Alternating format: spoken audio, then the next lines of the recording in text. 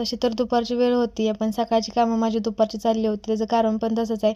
सकाळी मला यांचा डबा बनवून द्यायचा असतो त्यामुळे ही कामं माझी राहून जातात.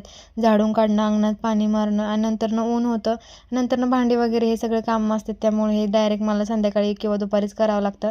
आता जास्त करून मी दुपारचीच करते कारण संध्याकाळी कशी थंडी वाजते त्यामुळे बाहेर पण येऊ वाटत नाही. झाडून काढलं का अंग फुटते त्यामुळे नकोच बाबांनो, त्यामुळे दुपारचीच करून टाकते.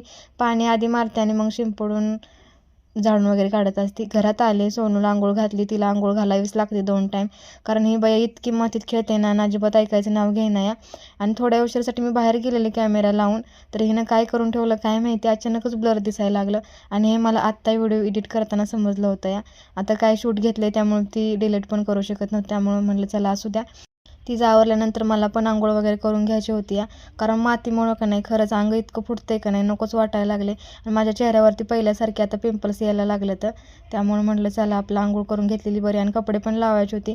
शक्यतो आता मी इथं आल्यापासून ना संध्याकाळचीच कपडे धुते कारण दिवसभर इकडं काही लाईट नसते. एकदा सकाळची लाईट गेली ना माघारी येईल याची काही गॅरंटी नसती या.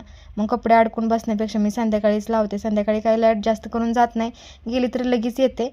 त्यामुळं तर भरपूर सारे कपडे धुवायचे पडले होते. म्हणलं चला आता ही झोपली आहे, हिला मी ओरडून झोपवलं होतं कारण ही झोपायचं नावच घे नाही, नुसतं खेळायचं चाललं आहे. आणि तुम्हाला कमेंट पण केल्यात की तिच्या शाळेचं काय, तर बघू आता काय होतं ते, अजून काही नक्की ठरलं नाही आहे. काय ठरेल ते सांगेन.